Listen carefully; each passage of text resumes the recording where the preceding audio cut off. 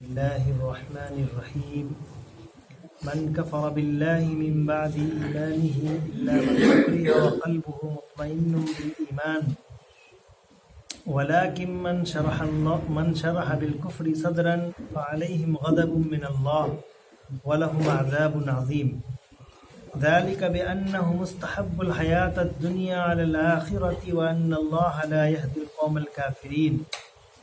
أولئك الذين طبع الله على قلوبهم وسمعهم وأبصارهم وأولئك هم الغافلون لا جرم أنهم في الآخرة هم الخاسرون ثم إن ربك للذين هاجروا من بعد ما فتنوا ثم جاهدوا وصبروا إن ربك من بعدها لغفور رحيم يوم تأتي كل نفس تجادل عن نفسها وتوفى كل نفس ما عملت وهم لا يظلمون صدق اللہ مولانا العظیم۔ ترجمہ: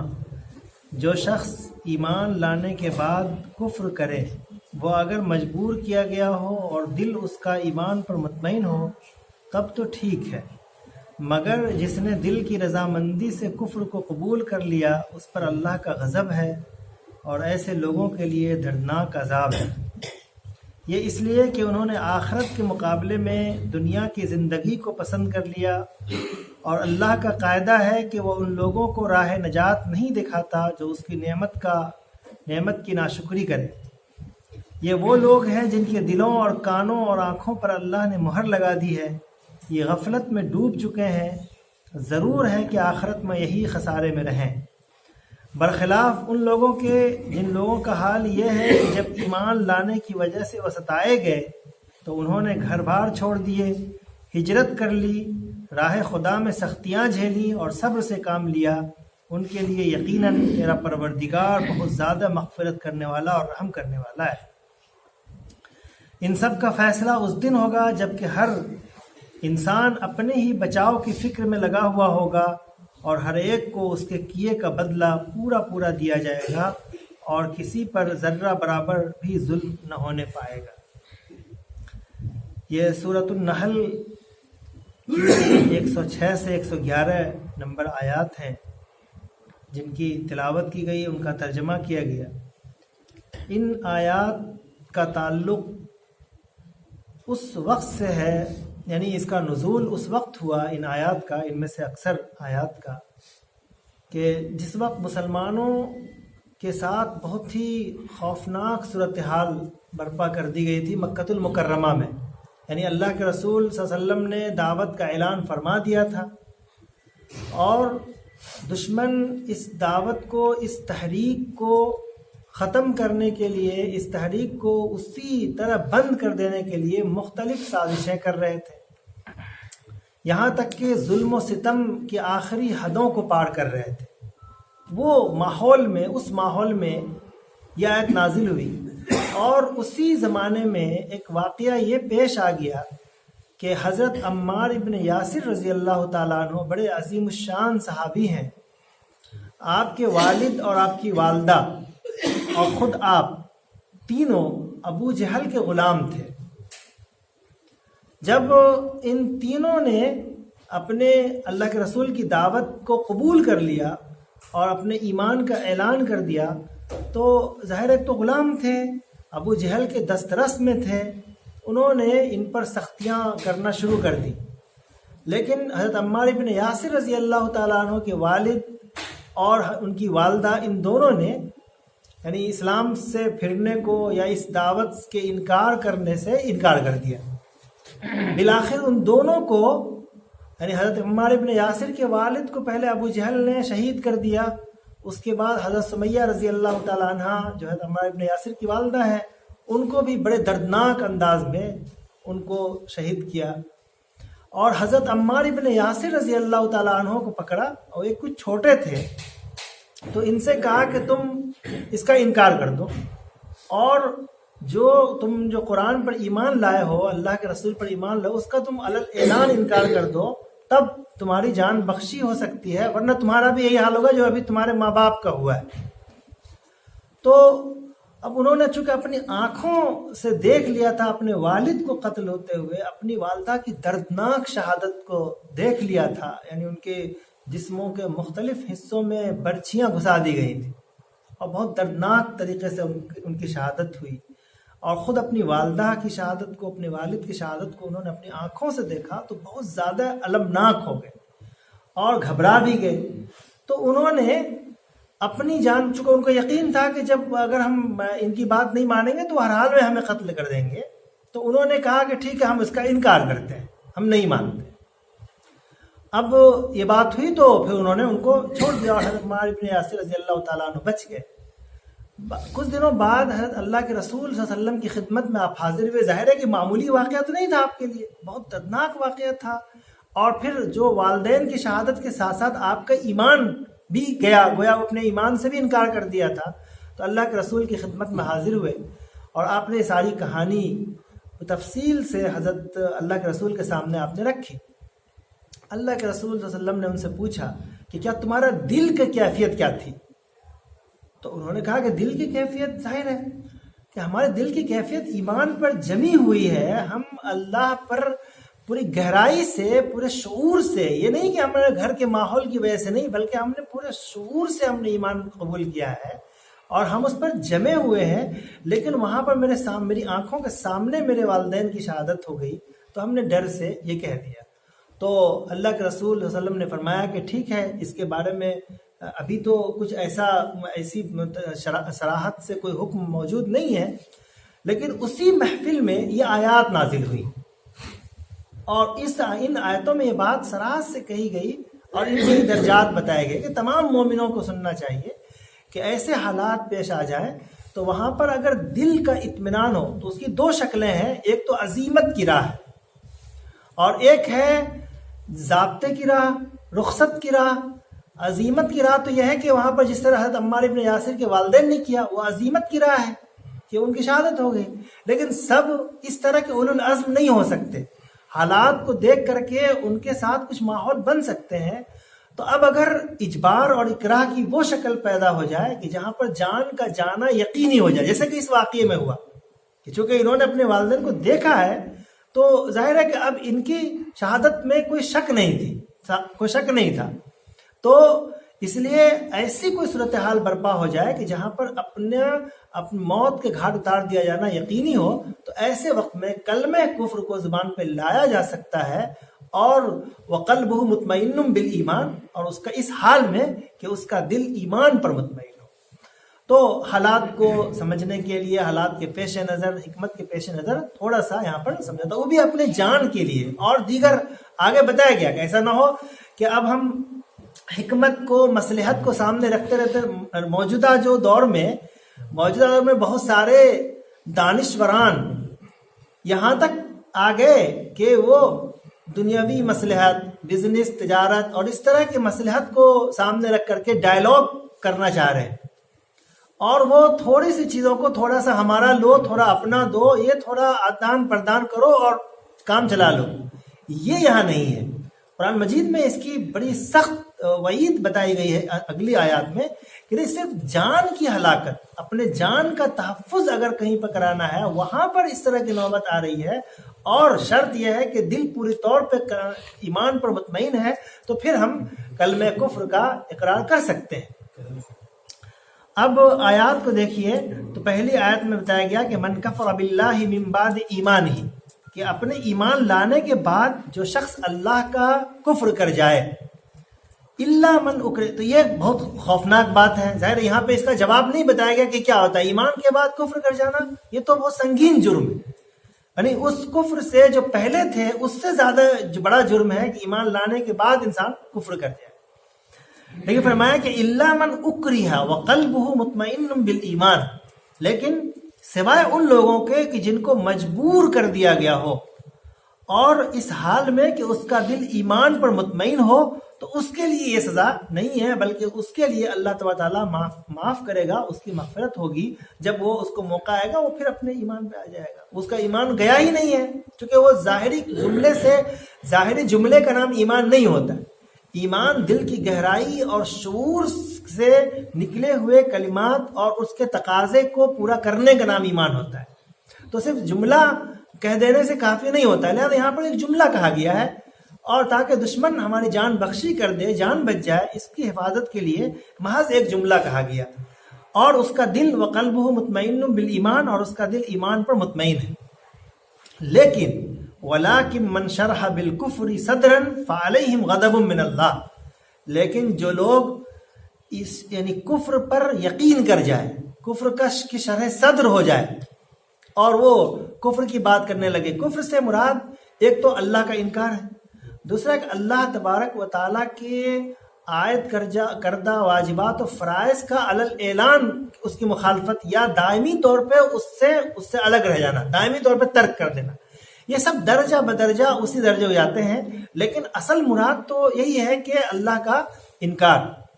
دوسرے خداؤں یا اللہ کے ساتھ شریک ٹھہرانا، اللہ کا انکار کرنا. اس پورے اللہ کا انکار کرنے کا مطلب ہے کہ پورے اس تحریک کا انکار کر جانا، اس تحریک اسلامی، اس اسلام کا انکار کر جانا. یہ اس کی اگر اس پر پھر شرح صدر ہو جائے، دوسرے مکاتب پر، دوسرے افکار پر اگر کسی کو یقین بن جائے تو فعلیہم غضب من اللہ، تو ان کے اوپر اللہ کا غضب ہوتا ہے. وَلَهُمْ عَذَابٌ عَظِيمٌ، اور ایسے لوگوں کے لیے بڑا بڑا عذاب دیا جاتا ہے. وہ کون سا عذاب ہوگا؟ اللہ تعالیٰ کے یہاں بڑے سنگین عذاب مقرر کیے گئے ہیں. جو لوگ کفر کی باتوں، کفر کے شرائع، کفر کے جو آثار، کفر کی چیزیں، ان پر کوئی شرح صدر کر لیتا ہے. کسی کو کفر کی چیزوں پر اللہ کے احکامات کے بجائے، اللہ کے مطالبات کے بجائے کفر کی چیزوں پر، دشمنوں کی چیزوں پر یا غیر اللہ کی چیزوں پر شرح صدر ہو جائے، یہ لوگ اللہ تعالیٰ کے سخت عذاب کے مستحق ہوتے ہیں. کیوں؟ فرمایا کہ ذالک بانہ مستحب الحیات الدنیا. یہ ایسا اتنا سنگین عذاب اس کے لیے کیوں مقرر کیا گیا؟ اس لیے مقرر کیا گیا کہ یہ سب کس بنیاد پر ہوتا ہے. یہ کفر پر شرح صدر ایمان لانے کے بعد کیوں ہوگا؟ جبکہ جان کو بچانے کے لیے تو خود اجازت دی گئی ہے. تو اس کا مطلب یہ ہوا کہ اس بندے نے دنیاوی زندگی کو آخرت پر ترجیح دیا، دنیاوی مقاصد کے لیے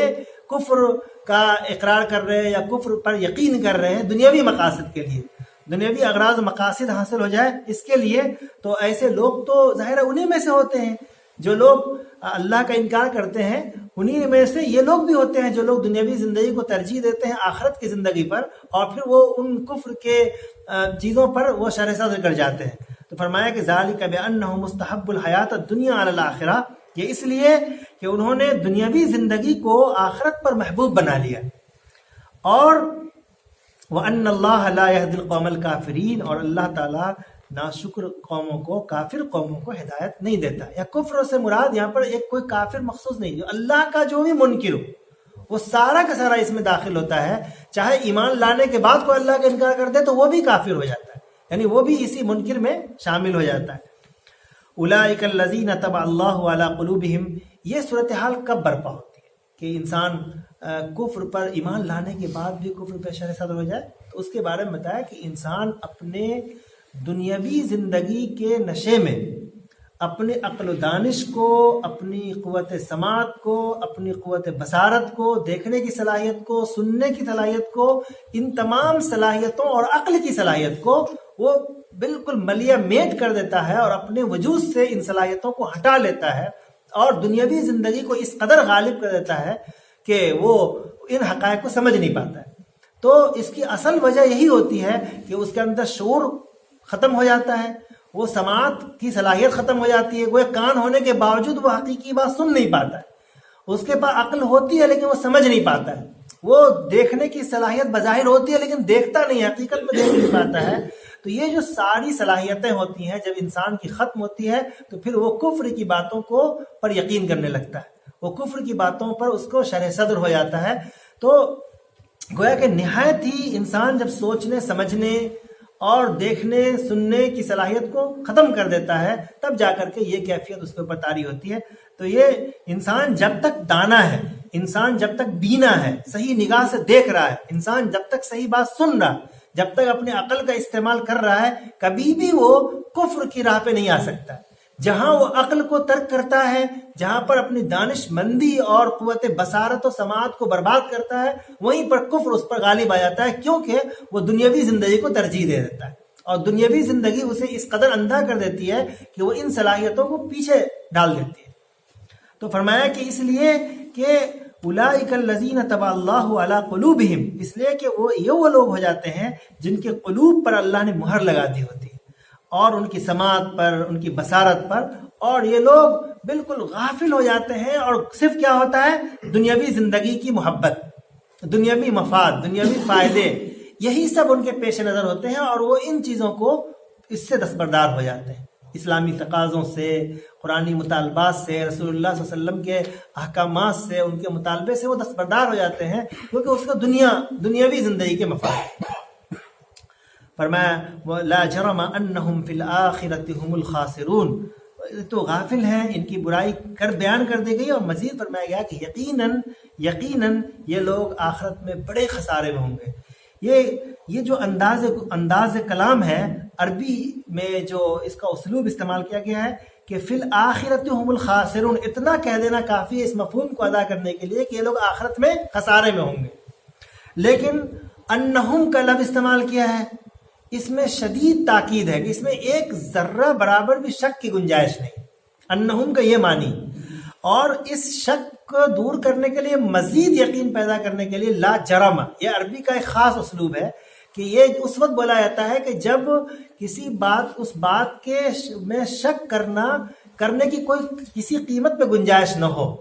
جیسے ہم سورج نکلا ہوا، سورج کو ہم بولے کہ سورج نکلا ہوا ہے، تو وہاں پر یہ جملہ استعمال کیا جاتا ہے۔ دوسرا آدمی اگر انکار کر رہا ہے کہ سورج نہیں نکلا جبکہ نکلا ہوا ہے، تو وہاں پر اس طرح کی ترکیب استعمال کی جاتی ہے۔ تو لا جرم انہم، یہ دو جملوں کا اضافہ قرآن مجید کے الفاظ مزید نہیں ہوتے، زائد نہیں ہوتے، بلا وجہ اس میں اضافہ نہیں ہوتا، بلکہ اس کے پیچھے بڑی حکمتیں، بہت سارے معنی پوشیدہ ہوتے ہیں۔ تو یہ جو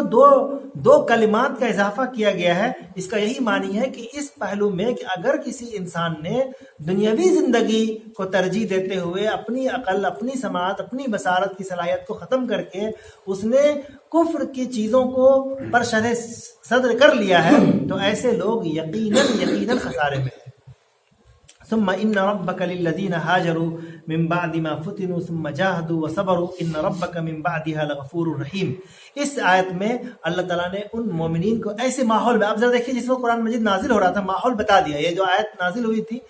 ایسے ماحول میں اللہ کے رسول صلی اللہ علیہ وسلم نے دیکھا کہ مسلمان بہت زیادہ پریشان ہیں، ہر طرف ان کو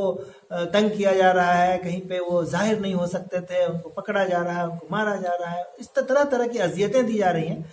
اور تو دیکھا کہ مکہ کے اندر اللہ کے رسول نے دیکھا کہ اسلام کی تبلیغ ممکن نہیں ہے،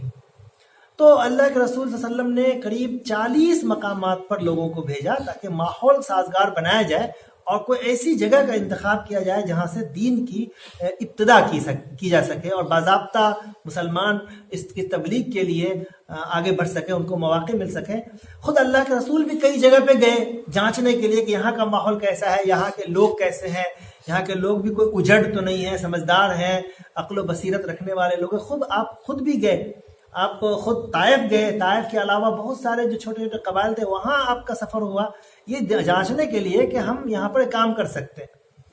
مکۃ المکرمہ میں آپ کے لیے گنجائش نہیں تھی، اس لیے کہ ایک تو وہ پورے کفر کا سینٹر تھا اور تمام قبائل کی وہ مرکزی جگہ تھی۔ تو اللہ کے رسول صلی اللہ علیہ وسلم نے اپنے بہت سارے صحابہ کو مختلف جگہوں پہ بھیجا، ان میں سے کچھ لوگوں کو حبشہ کی طرف ہجرت کے لیے بھیجا، وہ لوگ وہاں گئے، اور پھر وہ لوگ یہاں جب اللہ کے رسول مدینہ، آپ نے فائنلی جب مدینہ کی طرف ہجرت کر کے آپ آ گئے تو وہ لوگ بھی حبشہ سے مدینہ آئے۔ تو اب یہاں پر یہ ہوا کہ ان لوگوں کی تعریف میں، ان کی شان میں کچھ آیات نازل ہوئی، ان کے بارے میں بتائے۔ بس اوقات ہوتا ہے نا کہ ہمارے یہاں کہ جب کوئی اچھا کام کرتے ہیں تو ان کے استقبال کے لیے، ان کے خیر مقدم کے لیے کچھ کلام کہے جاتے ہیں، کچھ اشعار سنائے جاتے ہیں، تو کچھ ان کے اکرام کے لیے۔ یہ ان صحابہ کے لیے چونکہ ان کے اندر جذبات کے، انہوں نے اپنے جان و مال کو خطرے میں ڈالا، اپنے گھر، اپنے بنے بسائے، اپنے وطن کو ترک کر کے دوسری جگہ گئے، پھر وہاں بھی رہنے کے بعد پھر مدینہ، ڈبل ہجرت آپ نے کی، اور اتنے میں کتنے مصائب جھیلے ہوں گے. اندازہ کیجئے کہ ہمیں اگر چند مہینوں سالوں کے لیے چھوڑ کے جانا پڑ جائے تو کیا حالات ہوتے ہیں. تو ان کو تو پورا کا پورا مجبوراً چھوڑنا پڑ گیا, اور ان کو چھوڑ کر کے وہ لوگ گئے. تو ان کی شان میں کچھ آیا تھا. قرآن مجید کیسا ویلکم کرے گا؟ قرآن مجید یہی تو خوشخبری سنائے گا کہ تمہارے لیے جنت میں بڑا مقام اللہ نے رکھا ہے, تمہاری مغفرت کا اعلان کیا جائے گا. یہ سب تو قرآن کی خوشخبری ہے. تو قرآن نے ان کے بارے میں, ان کے تعارف میں, ان کے شان کچھ کلمات کے ہے جو یہ ہے. فرمایا کہ جو بلا شبہ تمہارا پروردگار ان لوگوں کے لیے جنہوں نے اس کے بعد ہجرت کی, جب وہ آزمائے گئے یعنی آزمائش میں ڈالے گئے, اور آزمائش میں ڈالے جانے کے بعد انہوں نے ہجرت کی, پھر انہوں نے جہاد کیا اور صبر کیا, یہ وہ لوگ ہیں. ان ربک من بعدها لغفور الرحیم. اب جب یہ لوگ مدینہ بھی آ چکے ہیں, ہجرت کر چکے ہیں, تو اب جو اس کے بعد ان سے جو کچھ غلطیاں کوتاہیاں ہوں گی وہ سب کے سب ان کے گناہوں کو معاف کر دیا جائے گا. معافی کا اعلان کیا جاتا ہے. چنانچہ صحابہ کرام کے بہت سارے صحابہ کرام تو وہ رہے جن کے بارے میں اللہ کے رسول نے ان کو دنیا کے اندر ہی جنتی خوشخبری سنائی, جس کو عشر مبشرہ کہا جاتا ہے. اور بقیہ قرآن میں غزوہ بدر کے شرکاء, پھر غزوہ احد کے شرکاء, بعد کے لوگ, ان تمام صحابہ کرام کو جنہوں نے اللہ کے رسول صلی اللہ علیہ وسلم سے فیضیابی کا شرف حاصل کیا, ان تمام کی مغفرت کا اللہ تعالیٰ نے اعلان فرمایا. یہاں پر بھی ایسے لوگوں کو کہا گیا کہ ایسے لوگ ان ربک من بعدہا, یعنی اس کے بعد ہجرت کر لینے کے بعد اب اگر کوئی غلطی کوتاہی ہوتی ہے تو ان سب کو ان کے لیے معاف کر دیا جائے گا. چنانچہ بہت سارے صحابہ سے بہت ساری بڑی بڑی غلطیاں منقول ہیں, لیکن ان کو توبہ کی توفیق ہوئی. معافی کا مطلب یہ ہوتا ہے, یہاں پر یہ اشکال لوگ کرتے ہیں کہ کیا معافی کا مطلب یہ کہ کوئی گناہ ہی نہیں ہوگا, یا اگر وہ کفر بھی کر جائے تب بھی معاف ہو جائے گا؟ تو نہیں. ایک تو ان سے اس طرح کے گناہوں کا سرزد صدور نہیں ہوگا, اللہ تعالیٰ کے اختیار میں ہے. دوسری بات یہ ہوتی ہے کہ اگر کوئی گناہ سرزد ہو جائے تو فوراً توبہ کی توفیق ہوتی ہے, اور سچی توبہ کی توفیق ہوگی. اور چنانچہ بعض صحابہ کرام جن سے کچھ غلطیاں صادر ہوئیں تو ان کو فوراً توبہ کی توفیق ہوئی, اور ان کے لیے مغفرت کا پھر دوبارہ اعلان کیا گیا. بعض لوگوں نے تو ان کے سنگین گناہ کی وجہ سے ذکر کیا کہ اتنا بڑی غلطی کیسے کر گئے. تو اللہ کے رسول صلی اللہ علیہ وسلم نے ان کے بارے میں فرمایا کہ انہوں نے جو توبہ کی ہے وہ دیکھو, ایسی توبہ کی ہے کہ اگر پورے مدینے پہ بانٹ دیا جائے سب کے لیے برابر ہو جائے گی. تو اس طرح کی توبے بھی ان سے ہوئے اور غلطی بھی ہوئی, تو لیکن معافی کا اعلان ان کے لیے کیا گیا. تو معافی کے یہ سب ذرائع ہیں, گناہ ہوتے ہیں اور ان کو اللہ تعالیٰ معافی کی توبہ کی توفیق دے دیتا ہے, جس کی وجہ سے ان کی مغفرت کر دی جاتی ہے. تو ان آیات میں ان صحابہ کرام کے حوالے سے خاص طور پر جو ابتدائی مسلمان تھے ان کا حال بیان کیا گیا. اور اس میں ہمارے لیے بہت بڑا سبق یہ ہے کہ مسلمان ہم جس ماحول میں بھی ہو سکتا ہے ہمارے ساتھ بھی اس طرح کے ماحول پیدا ہو جائے اور خوفناک صورتحال برپا ہو جائے, ہمارے لیے بھی حالات ایسے دشوار بن جائیں, تو ایسے موقع سے ہمیں کیا کرنا چاہیے؟ یہ صبر و استقامت, اور پھر اپنے تحفظ اور بچاؤ کے لیے اقدام اور جدوجہد, تدابیر, عقل و دانش مندی کا استعمال, یہ سب چیزیں یہ قرآن مجید سکھاتا ہے کہ ان سب چیزوں کو بہت عمدگی سے کر کے اور پھر اپنے آپ کو بچایا جا سکتا ہے. وآخر دعوانا الحمدللہ رب العالمین. اللهم اغفر لنا وارحمنا بالكاملين. ربنا تقبل منا انك انت السميع العليم. اللهم حبب الينا الايمان وزينه في قلوبنا وكره إلينا الكفر والفسوق والعصيان واجعلنا من الراشدين. اللهم اهدنا الصراط المستقيم. اللهم أعزنا وأعز الإسلام والمسلمين. اللهم إنا نعوذ بك من البلايا والمحن ونعوذ بك من الفتن ما ظهر منها وما بطن. ربنا تقبل منا إنك أنت السميع العليم وتب علينا إنك أنت التواب الرحيم برحمتك